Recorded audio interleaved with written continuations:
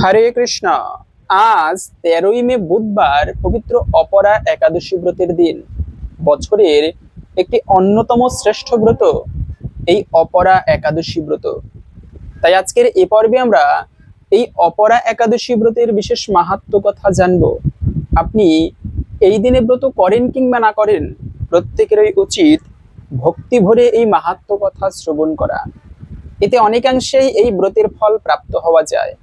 সেই সঙ্গে এই অপরা একাদশী ব্রতের পারণ কিভাবে করতে হবে, পারণ মন্ত্র কি, কোন সময়ে পারণ করা উচিত, এবং পারণ করার পরে আমরা যে খাবারগুলো ভুলেও খেতে নেই, সেই সকল প্রসঙ্গ পারণ বিষয়ে জেনে নিব। তাই আশা করছি আজকের এই তথ্যগুলো আপনাকে অবশ্যই সমৃদ্ধ করবে।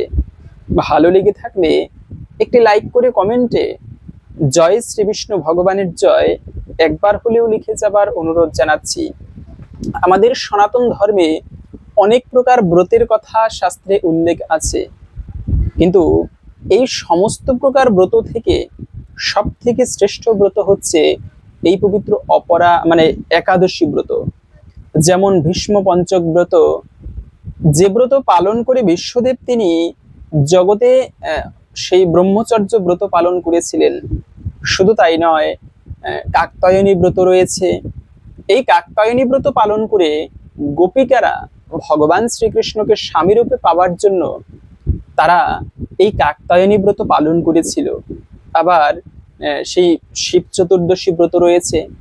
এরকম করে সনাতন ধর্মে অনেক অনেক প্রকার ব্রতের কথা শাস্ত্রে উল্লেখ আছে, কিন্তু সব থেকে শ্রেষ্ঠ ব্রত হচ্ছে এই পবিত্র একাদশী ব্রত, যার উপরে কোনো শ্রেষ্ঠ ব্রত নেই।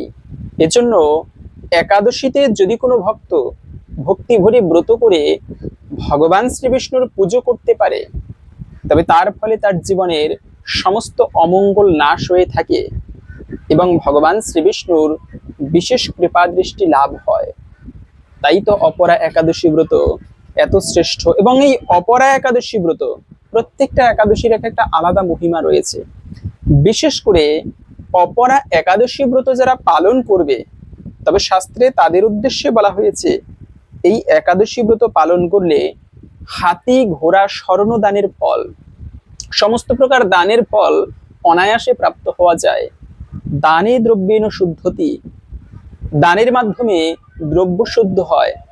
কিন্তু বিশেষ করে সব থেকে শ্রেষ্ঠ দান বলা হয়েছে অন্ন দান করা, কন্যা দান করা, অন্ন দান করা, এ সকল কিছু পুণ্যময় দান।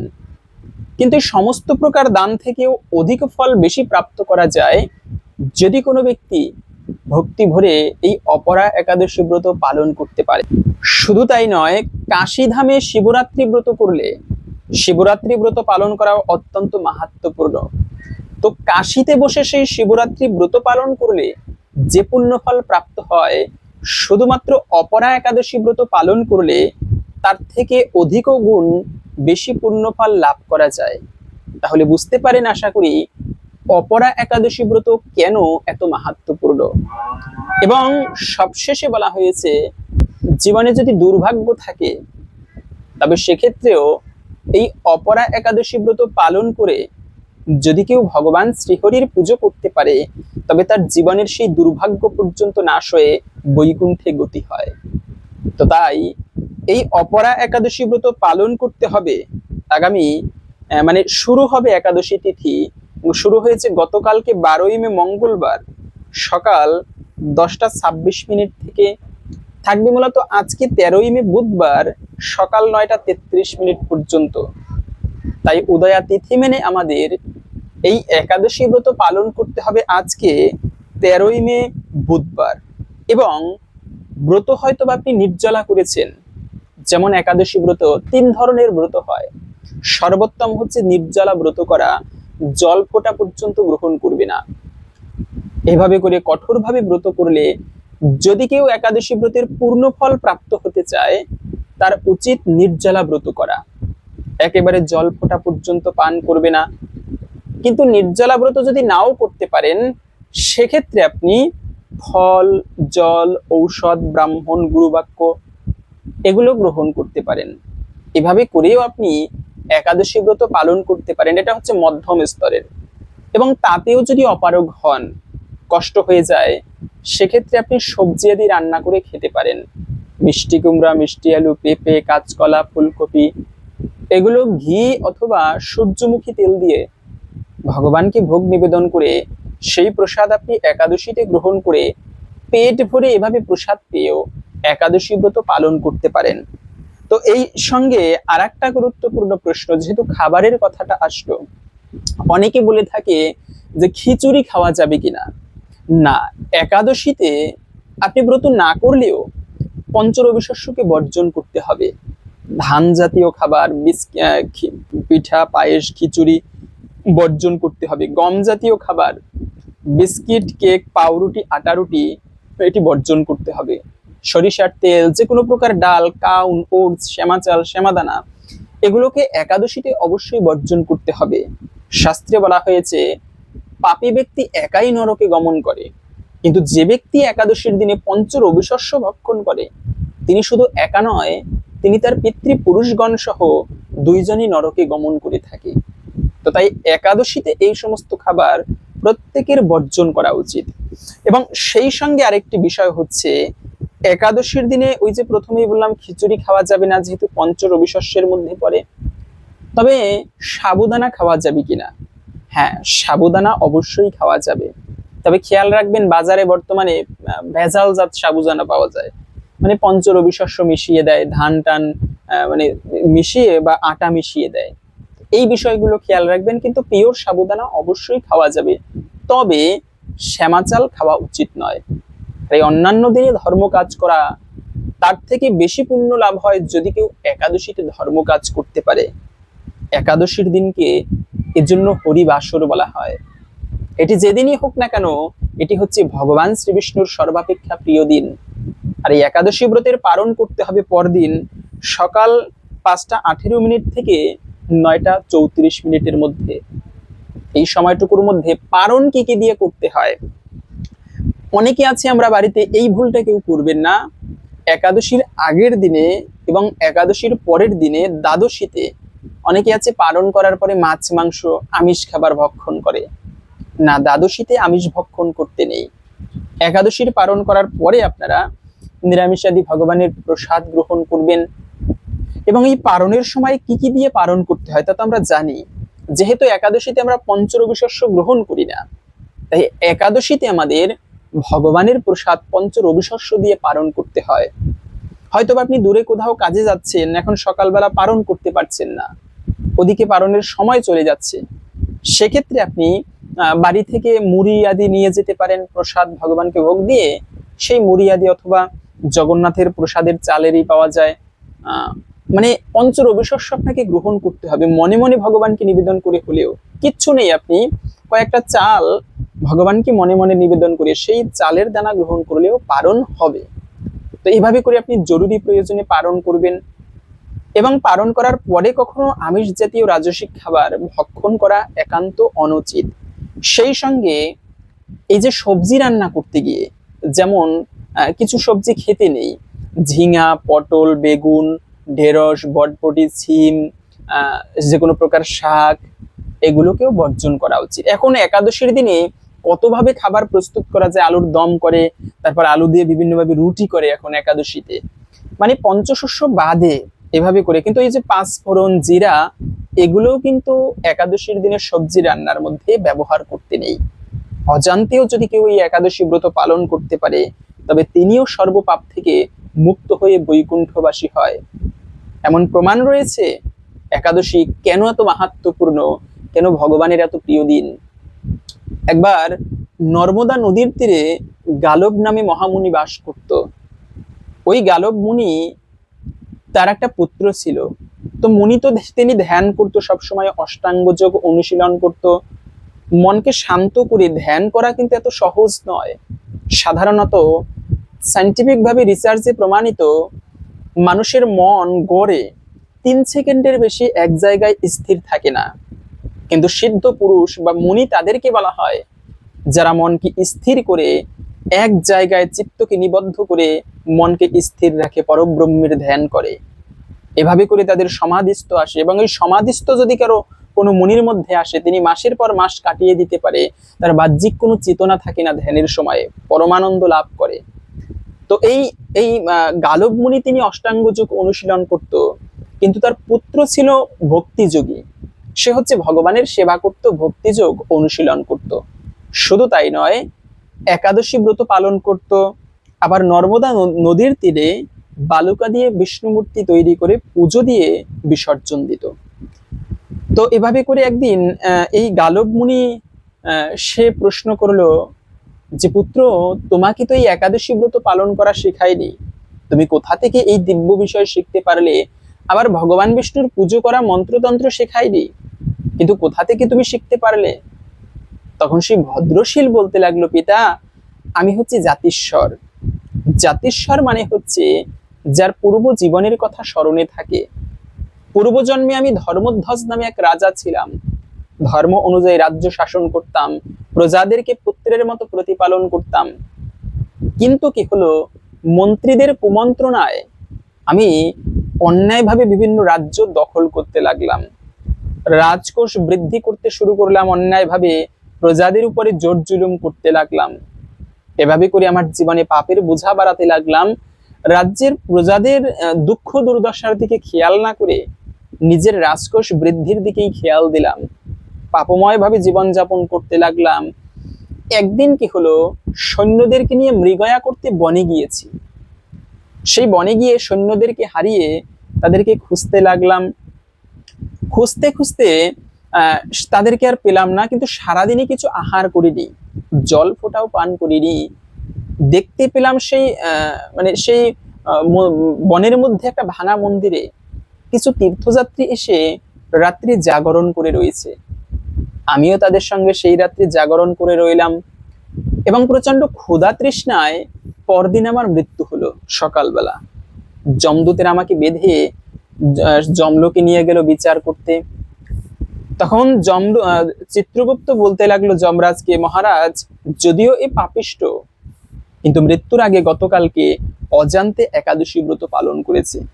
এটা শুনেই যমরাজ আসন থেকে নেমে এই ধর্মধ্বজ রাজাকে প্রণাম করলো এবং যমদূতদেরকে ডেকে বলল, হে যমদূতগণ, তোমরা শোনো, আজকে থেকে যেখানে একাদশী ব্রত পালনকারীকে দর্শন করবে তাদেরকে দূর থেকে প্রণাম করে চলে আসবে, কেন তারা আমাদেরও প্রণাম্য, দেবতাদেরও দুর্লভ। এরপরে যমরাজ সেই ধর্মধ্বজ রাজাকে যথাযোগ্য উপহার দিয়ে বৈকুণ্ঠে ভগবানের কাছে পাঠালো। ওই ভদ্রশীল বলতে লাগলো, পিতা, এরপরে আমি বৈকুণ্ঠে অযত কোটিকাল ভগবানের সাথে দিব্য সুখ ভোগ করে আমার এই একাদশী ব্রত প্রচার করতে ইচ্ছা হলো। ভগবান তখন আমাকে আশীর্বাদ করে এই জগতে পাঠিয়েছে, এবং আমি এই জন্মে একাদশী ব্রতের প্রচার করে আবার ভগবানের কাছে ফিরে যাব। তাই তো তোমার মতো মহামুনির পুত্র হয়ে জন্মগ্রহণ করেছি। এ হচ্ছে ফল। এজন্য অজান্তেও একাদশী ব্রত পালন করা মহা সৌভাগ্যের, মহাপুণ্য ফল এতে প্রাপ্ত হওয়া যায়। আপনারা প্রত্যেকেই প্রতিটা একাদশী ব্রত পালন করবেন, কোনো একাদশী মিস করবেন না। বিশেষ করে এই বৈশাখ মাস চলতেছে, বৈশাখ মাসকে বলা হয় অক্ষয় তৃতীয়ার মাস। সামান্যতম ধর্ম কাজ এই মাসে অক্ষয় পুণ্যফল প্রদান করে থাকে। এজন্য আপনারা এই বৈশাখ মাসে বিশেষ করে একাদশী ব্রত ভক্তি ভরে পালন করবেন। সেই সঙ্গে এই একাদশীর দিনে কিছু নিয়ম আমাদের অবশ্যই পালন করা উচিত। যেমন প্রথমত হচ্ছে, একাদশীতে ক্ষৌর কর্ম বা চুল দাড়ি নখ এগুলো কাটা উচিত নয়। আপনারা যেমন দ্বাদশী, একাদশী, পূর্ণিমা, অমাবস্যা এই সমস্ত সময়ে ক্ষৌর কর্ম করলে গ্রহদোষ লাগে, এমনকি বৃক্ষ আদি কাটতে নেই, তুলসী পত্র চয়ন করতে নেই। তো আপনারা একাদশীতে ব্রত করে ক্ষৌর কর্ম করতে নেই। সেই সঙ্গে দিবানিদ্রা দেওয়া কিন্তু উচিত নয়। অনেকে আছে ব্রত করে ইচ্ছা মতো ঘুমায়, কিন্তু একাদশীতে দিবানিদ্রা অনুচিত। যদি কেউ ঘুমিয়ে ঘুমিয়ে স্বপ্ন দেখে যে আমি পঞ্চ রবিশস্য খাচ্ছি, তাতেও তার ব্রতভঙ্গ হয়। এজন্য একাদশীতে দিবানিদ্রা অনুচিত বলা হয়েছে। এভাবে করে দিনের বেলা আপনারা যদি অসুস্থ হয় কেউ, তার ক্ষেত্রে ভিন্ন কথা। পাশাপাশি হচ্ছে এই একাদশীর দিনে বাক্য সংযম। অনেক সময় দেখা যায় কি, একাদশীর দিনে বাড়িতে ঝগড়া ঝই ঝামেলা একেবারে লেগেই আছে, কিন্তু না, একাদশীর দিনে বাক্যকে সংযত করা উচিত, রাগারাগি করা উচিত নয়। অন্ততপক্ষে ব্রতের দিনে। ব্রত করার পরে, ব্রত মানে কি? উপবাস কেন বলা হয়? উপমানে নিকটে, বাস মানে বাস করা, মানে এই দিনে ভক্ত সঙ্গে কাটানো উচিত, ভক্ত সান্নিধ্যে বাস করা উচিত, এটাকে বলা হয় প্রকৃত ব্রত। এই জন্য একাদশীর দিনে ঝগড়া, ঝই ঝামেলা আদি একদম করা উচিত নয়। তো যাই হোক, এখন আসুন আমরা ধৈর্য ধরে এই একাদশী ব্রতের মাহাত্ম্য কথা শ্রবণ করি। যারা এই পবিত্র অপরা একাদশী ব্রত পালন করবে তারা কি ফল প্রাপ্ত হতে পারে। আপনারা ব্রত না করলেও প্রত্যেকে কি করবেন, সন্ধ্যাকালে, ইউটিউব থেকে শুনতে হবে এমনটা বিষয়টা নয়, আপনারা সন্ধ্যাকালে সকলে বাড়িতে ঠাকুর পুজো দিয়ে এই একাদশীর দিনে তারপরে সবাই মিলে বসে একটুকু শাস্ত্রগ্রন্থ পাঠ করবেন এবং সবশেষে এই ব্রত মাহাত্ম্য কথা প্রত্যেকে পাঠ করবেন, শ্রবণ করবেন। কেন, নববিধা ভক্তির ভগবানের পুজো করা যত মঙ্গলময়, তার থেকেও মঙ্গলময় যদি মন দিয়ে কেউ হরি কথা শ্রবণ করতে পারে, সহজে ভগবানের কৃপা প্রাপ্ত হওয়া যায়। এজন্য ভাগবতের একটা কথা আছে, ধর্ম সনুষ্ঠিতাৎ পুংসাম বিচক্ষণেন কথা শুয়া না উৎপাদয়ে যদি রতিম শ্রম এবহি কি বলাম। তুমি যে ধর্মই করো না কেন, যদি তোমার ভগবানের কথা শ্রবণের প্রতি আসক্তির উদয় না হয়, তবে তোমার ওই ধর্ম করা শ্রম বৃথা মাত্র।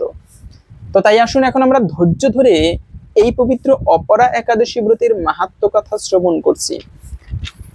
অপরা একাদশী, মহারাজ যুধিষ্ঠির শ্রীকৃষ্ণকে বললেন, হে কৃষ্ণ, জ্যৈষ্ঠ মাসের কৃষ্ণপক্ষিয়া একাদশীর নাম কি এবং তার মাহাত্ম্যই বা কি আমি শুনতে ইচ্ছা করি, আপনি অনুগ্রহ করে তা বর্ণনা করুন।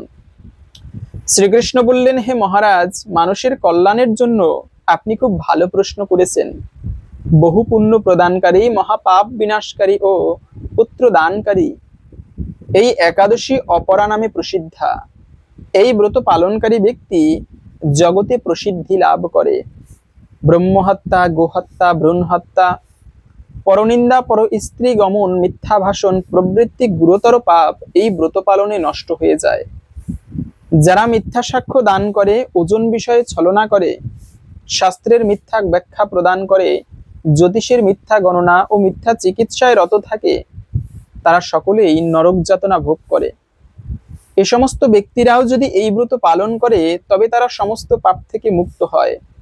ক্ষত্রিয় যদি স্বধর্ম ত্যাগ করে যুদ্ধক্ষেত্র থেকে পালিয়ে যায় তবে সে ঘোরতর নরকগামী হয়, কিন্তু সেও এই ব্রত পালনে মুক্ত হয়ে স্বর্গগতি লাভ করে। মকর রাশিতে সূর্য অবস্থানকালে মাঘ মাসে প্রয়াগে স্নানে যে ফল লাভ হয়, শিবরাত্রিতে কাশীধামে উপবাস করলে যে পুণ্য হয়, গয়াধামে বিষ্ণু পাদপদ্মে পিণ্ডদানে যে ফল পাওয়া যায়, সিংহ রাশিতে বৃহস্পতির অবস্থানে গৌতমী নদীতে স্নানে, কুম্ভে কেদারনাথ দর্শনে, বদ্রিকা আশ্রম যাত্রায় এবং বদ্রী নারায়ণ সেবায়, সূর্যগ্রহণে, কুরুক্ষেত্রে স্নানে, হাতি ঘোড়া স্বর্ণদানে এবং দক্ষিণা সহ যজ্ঞ সম্পাদনে যে ফল পাওয়া যায়, এই ব্রত পালন করলে অনায়াসে সেই সকল লাভ হয়ে থাকে। এই অপরা একাদশী ব্রত পাপরূপ বৃক্ষের কুঠার স্বরূপ, পাপরূপ কাষ্ঠের দাবাগ্নির মতো, পাপরূপ হস্তির সিংহ স্বরূপ এবং পাপরূপ অন্ধকারের সূর্য সদৃশ। এই ব্রত পালন না করে যে ব্যক্তি জীবন ধারণ করে, জলে বুদ্বুদের মতো তাদের জন্ম মৃত্যুই কেবল সার। অপরা একাদশীতে উপবাস করে বিষ্ণু পুজো করলে সর্বপাপ থেকে মুক্ত হয়ে বিষ্ণুলোকে গতি হয়। এই ব্রত কথা পাঠ ও শ্রবণ করলে সহস্র গোদানের ফল লাভ হয়। ব্রহ্মাণ্ড পুরাণে এই ব্রত মাহাত্ম্য কথা বর্ণনা করা হয়েছে। তো এই ছিল মূলত অপরা একাদশী ব্রতের মাহাত্ম্য কথা। আশা করি বুঝতে পেরেছেন এই ব্রত পালন করলে আমরা কি ফল প্রাপ্ত হতে পারি। ভালো লেগে থাকলে একটি লাইক করে কমেন্টে জয় শ্রী বিষ্ণু ভগবানের জয় একবার হলেও লিখে যাবার অনুরোধ জানাচ্ছি। ভগবানের কৃপায় আমাদের সকলের জীবনে মঙ্গল হোক এই কামনা করে আজকের ভিডিওটি এখানে সমাপ্ত করছি। হরে কৃষ্ণ।